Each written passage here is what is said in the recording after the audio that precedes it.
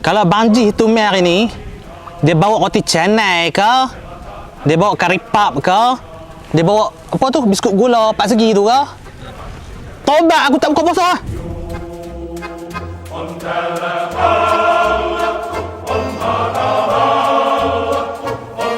Lalu aku beli mi penuh dengan tokor. Ni dengan daging. Tekak aku rasa momang. Memang teriak tu Momang. Ya. Betul ya? Tunggu noh. Kedai Ationg. Ha? Kedai Ationg. Aku makan okey je.